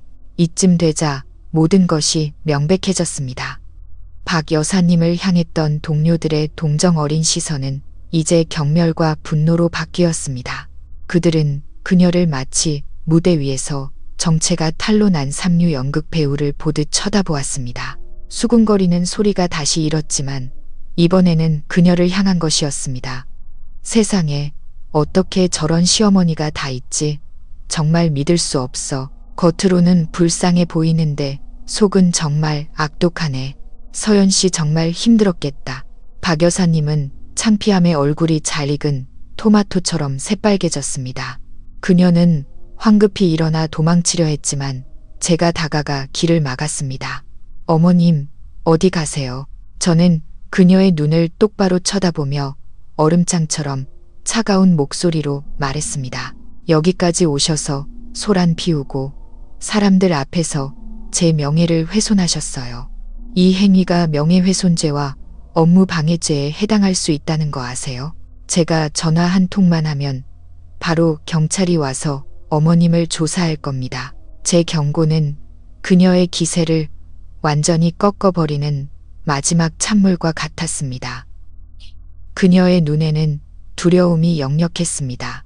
그녀는 더 이상 한마디도 하지 못하고 고개를 푹 숙인 채 저를 지나쳐 죽기 살기로 사무실을 뛰쳐나갔습니다. 등 뒤에는 수십 쌍의 경멸 어린 시선이 따라붙었습니다. 그녀의 연극은 창피와 굴욕 속에서 막을 내렸습니다. 그날 저녁, 저는 기진맥진한 상태로 집에 돌아왔습니다. 회사에서의 싸움은 이겼지만 제 정신적 에너지를 모두 소진시켰습니다. 집은 조용했고 민주는 아직 돌아오지 않았습니다. 저녁 준비할 기운도 없어서 따뜻한 우유 한 잔을 타서 소파에 무릎을 끌어안고 앉아 창밖을 바라보았습니다. 자정이 다 되어서야 민준이 돌아왔습니다. 그는 취하지는 않았지만 취한 사람보다 더 비참한 모습이었습니다. 머리는 헝클어지고 옷은 구겨졌으며 눈은 충혈되고 퉁퉁 부어 있었습니다. 그는 제 맞은편 의자에 조용히 앉아 저를 쳐다보지 않고 바닥만 내려다보았습니다. 우리 둘은 한동안 그렇게 침묵을 지켰습니다. 마침내 그가 갈라지고 부서진 목소리로 입을 열었습니다. 어머니가 회사에 찾아오셨다며 알고 있어요. 저는 짧게 대답했습니다. 서연아, 미안해. 그 두 단어가 그의 입에서 힘겹게 흘러나왔습니다. 전부 내 잘못이야. 내가 너무 어리석었고 너무 눈이 멀었어. 저는 아무 말 없이 조용히 듣고만 있었습니다. 3년 만에 처음으로 그가 자신의 잘못을 인정하는 순간이었습니다. 그가 고개를 들어 저를 보았습니다. 그의 눈에는 고통과 자책, 그리고 후회가 가득했습니다. 몰랐어. 정말 어머니가 그런 짓까지 하실 줄은 몰랐어. 나를 속이고 나를 빚쟁이로 만들고 나는 효도를 다하고 있다고 생각했는데 결국 나는 어머니한테 이용당한 광대 도구에 불과했어. 내가 당신을 상처 줬고 당신을 이 지경으로 몰아넣었어. 그는 더 이상 말을 잇지 못하고 두 손으로 머리를 감싼 채 온몸을 떨었습니다. 저는 그의 내면이 완전히 무너져 내렸다는 것을 알 수 있었습니다. 그의 마음속에 있던 완벽한 어머니라는 우상은 산산조각 났습니다. 그의 믿음, 그의 삶의 이유, 모든 것이 그의 어머니 손에 의해 파괴되었습니다. 저는 한숨을 쉬었습니다. 더 이상 분노는 없었고 오직 피로감과 약간의 연민만이 남았습니다. 저는 이 남자를 사랑했지만 그의 유약함과 맹목성이 그 사랑을 죽였습니다. 하지만 지금이 결정적인 순간이라는 것을 알았습니다. 그는 갈림길에 서 있었습니다. 저는 우유잔을 테이블에 내려놓고 그의 눈을 똑바로 쳐다보았습니다.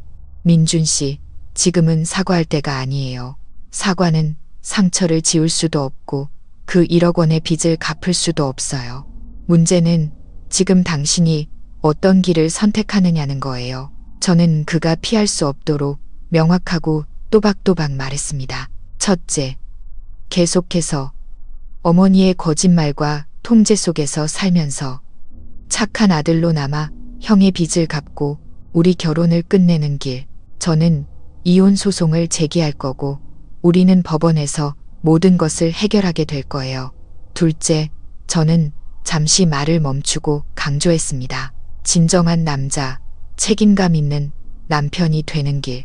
저와 함께 진실을 마주하고 우리 삶과 재정에 대한 통제권을 되찾는 거예요. 저와 함께 이 가정을 다시 세우는 거죠. 평등과 투명성에 기반한 가정을요. 저는 그에게 최후 통첩을 했습니다. 더 이상 미룰 수 없는 선택이었습니다. 생각할 시간을 하룻밤 줄게요. 내일 아침 당신의 최종 답변을 듣고 싶어요. 어머니와 과거의 삶을 선택할 건가요? 아니면 저와 새로운 미래를 선택할 건가요? 선택은 당신 몫이에요. 말을 마친 저는 일어나 침실로 직행했습니다. 운명적인 선택을 앞둔 그를 혼자 남겨두고 그날 밤이 민준에게는 잠 못 이루는 긴 밤이 될 것임을 알았습니다. 그는 자신의 잠재의식 속에 깊이 뿌리박힌 맹목적인 효심과 냉혹한 진실 및 남편으로서의 책임감 사이에서 격렬하게 싸워야 할 것입니다. 이 결혼의 미래는 이제 전적으로 그의 손에 달려 있었습니다. 다음 날 아침 제가 잠에서 깼을 때 민주는 이미 식탁에 앉아 있었습니다. 그는 밤을 꼬박 새운 듯 했습니다. 눈 밑에는 다크서클이 짙었지만 눈빛은 더 이상 어제의 혼란스럽고 넉나간 모습이 아니었습니다. 대신 피곤함 속에서도 단호함이 느껴졌습니다. 저를 보자 그가 일어섰습니다. 결정했어. 그의 목소리는 여전히 잠겨 있었지만 아주 단호했습니다. 나는 당신을 선택할 거야. 우리 가정을 선택할 거야. 제 심장이 살짝 떨렸지만 감정을 드러내지 않았습니다. 저는 그저 고개를 끄덕였습니다. 좋아요. 그럼 뭘 해야 할지 알겠네요. 알아. 그는 단호하게 고개를 끄덕였습니다. 오늘 어머니와 확실하게 이야기할 거야. 월급 카드도 되찾고 지난 3년간 내 돈을 어떻게 썼는지 전부 공개하라고 요구할 거야. 그 1억 빚은 형님네가 책임져야 해. 그날 박 여사님 댁에서는 전례 없이 긴장감 넘치는 가족회의가 열렸습니다. 민준의 형 부부도 함께였죠. 처음 민준이 입을 열자마자 박 여사님은 펄쩍 뛰며 울고불고 자식을 키운 공을 내세우는 레퍼토리를 반복했습니다. 심지어 아내가 하는 말만 듣고 엄마에게 대든다면 의절하겠다고 큰 소리까지 쳤습니다. 하지만 이번에 민주는 흔들리지 않았습니다. 그는 소리치지도 다투지도 않았습니다. 그저 조용히 1억 원짜리 대출 계약서를 테이블 위에 올려놓았습니다. 어머니, 저는 항상 어머니를 존경하고 사랑해요. 하지만 사랑이 거짓말과 이용을 의미하지는 않아요. 어머니는 저와 제 아내를 막다른 길로 몰아넣으셨어요. 이 빚은 저 혼자 감당할 수 없어요. 그리고 더 이상 제 아내가 고통받게 둘 수도 없고요. 그는 형을 돌아보았습니다. 형도 어려운 거 알아요. 하지만 형이 사는 그 집은 제 이름으로 된 거액의 빚으로 지어진 거예요. 형수님과 형도 이 사실을 아셔야 하고 우리는 해결책을 찾아야 해요.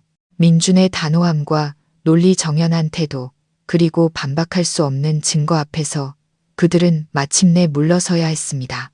민준의 형은 진실을 알고 충격에 빠졌고 아내와 상의해서 빚을 조금씩 갚아나 가겠다고 약속했습니다. 박 여사님은 한참 동안 울고불고 협박하다가 결국 아무것도 통하지 않자 입을 꾹 다물고 잿빛 얼굴로 앉아 있었습니다. 그녀는 자신이 완전히 패배했다는 것을 알았습니다.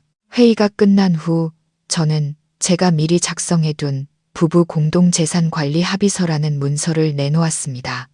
저는 각 조항을 명확하게 설명했습니다. 첫째, 부부의 모든 소득은 두 사람 공동 명의의 은행 계좌 하나로 이체한다. 모든 거래는 두 사람 모두의 확인이 필요하다. 둘째, 매달 생활비, 월세, 은행 대출 상환금 등 고정 지출액을 정해둔다. 셋째, 6개월치 생활비에 해당하는 비상자금을 마련하고 불가피한 경우를 제외하고는 절대 사용하지 않는다. 넷째, 효도 펀드를 만들어 매달 양가 부모님께 동일한 금액을 투명하게 공개하고 송금한다. 다섯째, 모든 큰 지출, 투자, 대여는 부부가 함께 상의하고 서면으로 동의해야 한다. 박 여사님과 형님네는 쉼표 하나까지 꼼꼼하게 작성된 제 합의서를 보고 놀라움을 금치 못했습니다.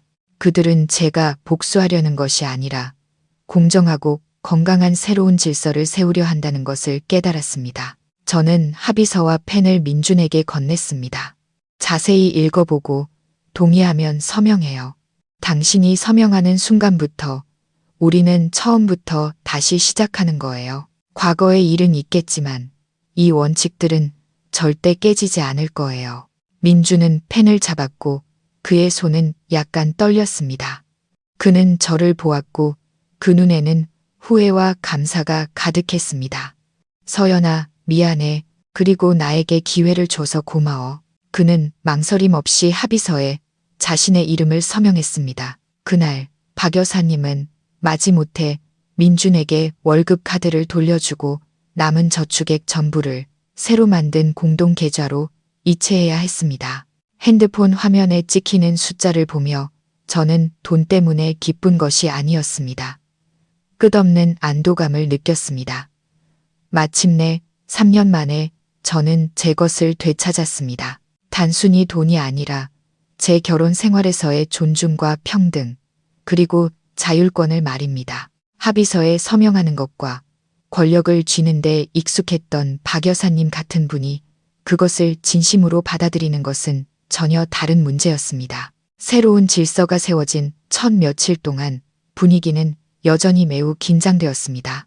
박 여사님은 월급 카드를 돌려주고 돈을 이체했지만 태도는 노골적으로 불만스러웠습니다. 저와는 말도 섞지 않았고 이따금 민준에게 전화해 하소연하며 아들이 아내에게 홀려 엄마를 잊었다는 식으로 비꼬았습니다. 한 번은 민준이 집에 있을 때 전화해서 제가 들으라는 듯이 큰 소리로 말했습니다. 아이고, 이제 돈이 내 손을 거치지 않으니 내가 돈 한 푼 쓰기가 무섭다. 허리가 아파도 약 하나를 사 먹을 수가 없어. 너희가 또 낭비한다고 할까봐. 이 늙은 몸은 그냥 참고 살아야지. 민주는 그 말을 듣고 표정이 살짝 굳었습니다. 저는 효도라는 것이 그의 뼛속 깊이 새겨져 있다는 것을 알았습니다. 그는 그런 말에 쉽게 마음이 약해졌죠.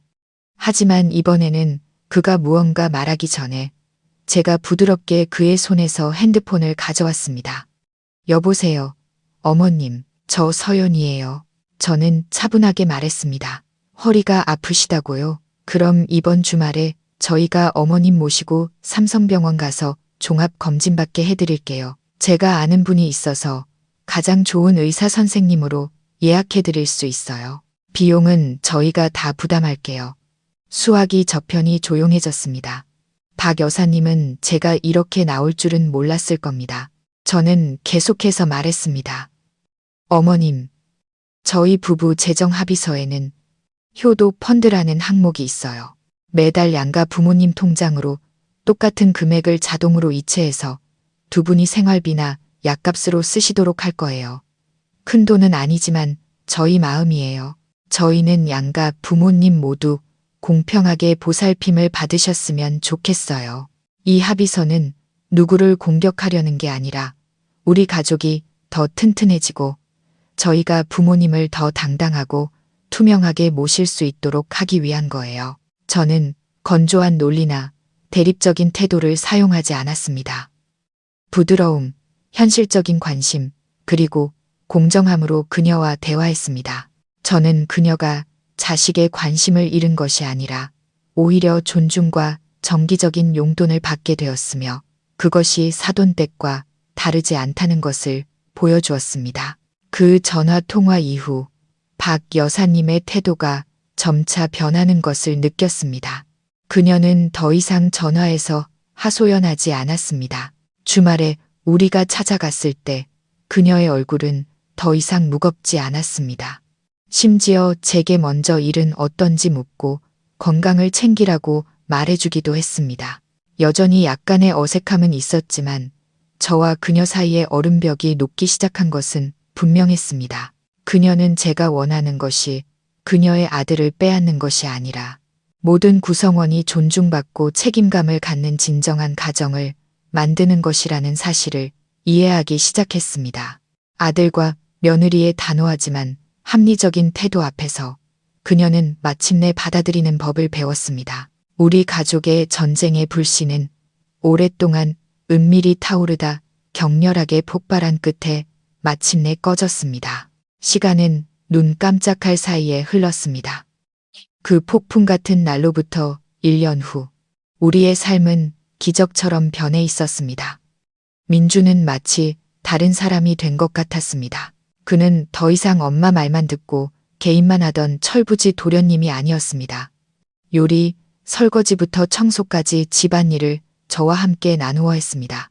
심지어 개인 재무관리 강의를 스스로 신청했고 밤마다 저와 함께 앉아 지출 계획을 세웠습니다.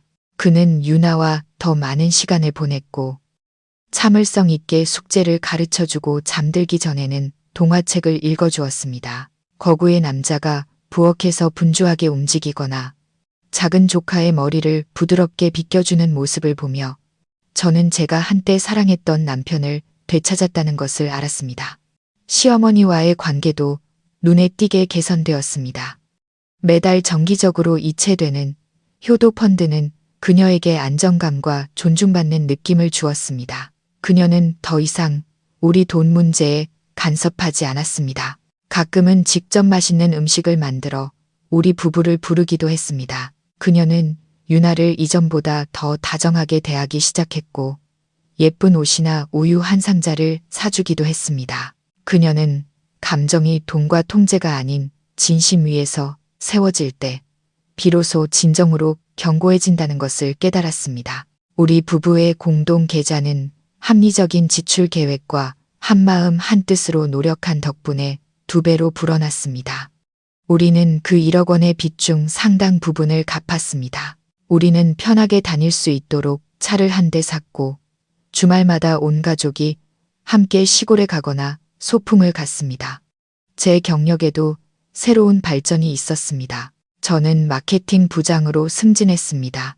부담감과 압박감 없는 삶은 제게 일에 헌신할 수 있는 풍부한 에너지를 주었습니다.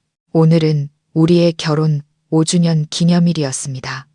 민주는 비밀리에 촛불과 꽃이 있는 멋진 스카이 라운지 레스토랑을 예약했습니다. 그는 멋진 정장을 입었고 저는 와인색 실크 드레스를 입었습니다. 낭만적인 노란 불빛 아래 밤에 반짝이는 도시를 내려다보며 민준이 제 손을 잡았습니다. 그는 제 눈을 깊이 들여다보며 진심 어린 감동적인 목소리로 말했습니다. 서연아, 고마워. 나를 포기하지 않고 이 가정을 포기하지 않아줘서. 당신은 나에게 진정한 남편이 책임감 있는 남자가 무엇인지 가르쳐줬어.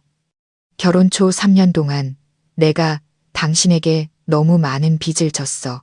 그리고 그는 갑자기 한쪽 무릎을 꿇고 재킷 주머니에서 작은 벨벳 상자를 꺼냈습니다. 상자를 열자 그 안에는 이전 결혼 반지보다 훨씬 세련되고 우아한 디자인의 반짝이는 다이아몬드 반지가 있었습니다. 서연아, 다시 한번 내 아내가 되어줄래? 제 뺨 위로 눈물이 흘러내렸지만 이번에는 행복의 눈물이었습니다. 저는 고개를 끄덕이며 그가 반지를 끼워주도록 손을 내밀었습니다. 반지 안쪽에는 평등, 그리고 사랑이라는 작은 글씨가 섬세하게 새겨져 있었습니다. 그것은 새로운 시작이었고 가장 견고한 기반 위에서 세워진 결혼을 위한 약속이었습니다. 며칠 후 퇴근길에 우리는 손을 잡고 시장에 갔습니다. 저는 채소를 고르고 그는 고기를 골랐습니다. 우리는 함께 가격을 흥정하고 저녁 식사 메뉴를 짰습니다. 민준이 문득 제게 물었습니다. 우리 이제 아기 가질 계획 세워볼까? 저는 미소를 지으며 그의 어깨에 머리를 기댔습니다.